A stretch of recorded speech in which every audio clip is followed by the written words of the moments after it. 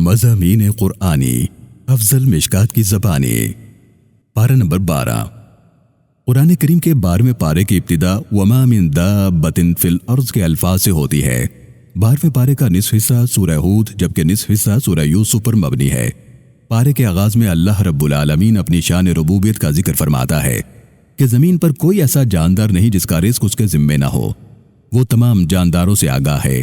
وہ کہاں رہتے ہیں اور کہاں بستے ہیں، یہ سب کچھ کتاب روشن میں درج ہے۔ پارے کے پہلے نصف حصے میں اللہ رب العالمین نے کچھ اولو العزم انبیاء اور رسل کا ذکر فرمایا کہ کیسے انہوں نے اپنی اپنی قوموں کو حق کی دعوت دی اور انہوں نے کس طرح دعوت حق کو جھٹلایا۔ سب سے پہلے اللہ رب العالمین نے حضرت نوح علیہ السلام کا ذکر کیا کہ کیسے انہوں نے اپنی قوم کو اللہ کا پیغام پہنچایا مگر انہوں نے انکار کیا۔ ان پر پانی کا عذاب نازل ہوا، سب غرق ہو گئے، جس میں حضرت نوح علیہ السلام کا بیٹا بھی شامل تھا۔ صرف وہی بچے جنہوں نے نوح علیہ السلام کی دعوت کو قبول کیا اور اس کشتی میں سوار ہوئے جو حضرت نوح علیہ السلام نے اللہ کے حکم سے بنائی تھی۔ پھر قوم عاد کا ذکر کیا کہ ان کی طرف اس کے پیغمبر ہود علیہ السلام کو مبعوث کیا گیا۔ انہوں نے اپنی قوم کو بہت سمجھایا مگر وہ نہ مانے اور نہ سدھرے۔ ان پر طوفانی ہواؤں کا عذاب بھیجا گیا جس نے انہیں تہس نہس کر دیا۔ پھر اللہ رب العالمین نے قوم سمود کا ذکر فرمایا کہ ان کی طرف حضرت صالح علیہ السلام کو بھیجا گیا۔ ان کی قوم نے ان کا اور ان کی تعلیمات کا مذاق اڑایا۔ ان کی قوم نے ان سے معجزے کا مطالبہ کیا کہ اس پہاڑ میں سے اونٹنی ظاہر کریں۔ اللہ کے حکم سے چٹان سے اونٹنی برآمد ہوئی مگر انہوں نے اس معجزے کی قدر نہ کی اور اونٹنی کو ہلاک کر دیا، جس پر اللہ رب العالمین نے ان پر ایک ہولناک کڑک اور چیخ کا عذاب نازل کیا اور وہ تباہ و برباد ہو گئے۔ 12ویں پارے کے پہلے نصف حصے میں ہی اللہ رب العالمین نے قوم لوط کا ذکر کیا کہ کیسے انہوں نے بدکاری اور بے حیائی کو رواج دیا اور عورتوں کے بجائے لڑکوں سے شہوت پرستی کو اپنا لیا، جس پر ان پر پتھروں کی بارش کی گئی اور انہیں ہلاک کر دیا گیا۔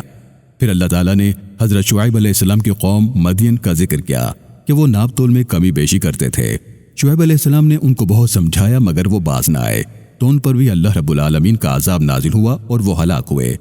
اسی پارے میں اللہ رب العالمین نے حضرت موسیٰ علیہ السلام اور فرعون کا ذکر بھی فرمایا کہ کیسے موسیٰ علیہ السلام نے اسے توحید کی دعوت دی لیکن انہوں نے انکار کیا۔ اللہ نے فرعون اور اس کے ساتھیوں کو سمندر میں غرق کر دیا جبکہ موسیٰ علیہ السلام بنی اسرائیل کو لے کر بحفاظت نکل گئے۔ 12ویں پارے کے تقریباً نصف میں جا کر قرآن کریم کی انتہائی خوبصورت سورہ کا آغاز ہوتا ہے جسے سورہ یوسف کہا جاتا ہے۔ اللہ رب العالمین نے اس سورہ مبارکہ میں حضرت یوسف علیہ السلام کے واقعے کا انتہائی خوبصورت پیرائے میں بیان فرمایا ہے اور خود فرمایا کہ ہم آپ کو بہترین قصہ سناتے ہیں۔ حضرت یوسف علیہ السلام خواب میں دیکھتے ہیں کہ 11 ستارے اور سورج و چاند ان کو سجدہ کر رہے ہیں۔ وہ یہ خواب اپنے والد محترم حضرت یعقوب علیہ السلام کو سناتے ہیں تو وہ انہیں کہتے ہیں کہ اس خواب کا ذکر اپنے بھائیوں سے نہ کرنا۔ حضرت یوسف علیہ السلام کے سوتیلے بھائی یوسف علیہ السلام سے حسد کرتے تھے کہ ابا انہیں زیادہ محبوب رکھتے ہیں۔ ایک روز وہ انہیں اپنے ساتھ لے جاتے ہیں اور ایک اندھے کنویں میں پھینک آتے ہیں۔ ان کے کپڑوں پر خون لگا کر روتے ہوئے گھر آتے ہیں اور یعقوب علیہ السلام کو کہتے ہیں کہ یوسف کو بھیڑیا کھا گیا۔ حضرت یعقوب علیہ السلام یوسف علیہ السلام کی جدائی کے غم میں آنسو بہاتے ہیں یہاں تک کہ ان کی بینائی چلی جاتی ہے۔ ادھر ایک قافلہ وہاں سے گزرتا ہے اور کنویں سے یوسف علیہ السلام کو نکال کر مصر لے جاتے ہیں اور وہاں انہیں بیچ دیا جاتا ہے اور یوں وہ عزیز مصر کے ہاں پہنچ جاتے ہیں۔ جب یوسف علیہ السلام جوانی کی دہلیز پر قدم رکھتے ہیں تو عزیز مصر کی بیوی آپ کے حسن و معصومیت پر فریفتہ ہو جاتی ہے اور ایک روز آپ کو بہکانا چاہتی ہے مگر یوسف علیہ السلام حفاظت الہی سے اس کے مکر میں آنے سے انکار کر دیتے ہیں۔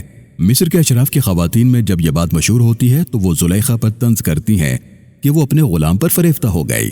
زلیخا ایک روز اشراف کی خواتین کو گھر دعوت پہ بلاتی ہے، ان کے ہاتھوں میں پھل اور چھریاں دے کر یوسف علیہ السلام کو ان کے سامنے بلاتی ہے۔ حضرت یوسف علیہ السلام کو حسن و پر نور پیکر دے کر وہ عورتیں مبہوت ہو جاتی ہیں اور پھلوں کے بجائے اپنے ہاتھ کاٹ لیتی ہیں اور پکار اٹھتی ہیں کہ یہ کوئی انسان نہیں بلکہ فرشتہ خداوندی ہے۔ یوں زلیخا یوسف علیہ السلام پر اپنی وارفتگی کی گویا وجہ ظاہر کرتی ہے۔ یوسف علیہ السلام کو اللہ تعالیٰ نے خوابوں کی تعبیر کا علم عطا فرمایا۔ ان خوابوں اور ان کی تعبیروں کے حوالے سے اللہ رب العالمین نے تفصیلاً ذکر فرمایا ہے۔ بالآخر یوسف علیہ السلام مصر کے تخت نشین ہوتے ہیں اور ایک روز آپ کے والد، والدہ اور 11 بھائی آپ کے دربار میں آتے ہیں اور آپ کو سجدہ کرتے ہیں اور یوں وہ خواب پورا ہوتا ہے۔ اللہ تعالیٰ سے دعا ہے کہ اللہ تعالیٰ ہم سب کو قرآن حکیم کو سمجھنے اور اس کی تعلیمات پر عمل پیرا ہونے کی توفیق عطا فرمائے۔ آمین۔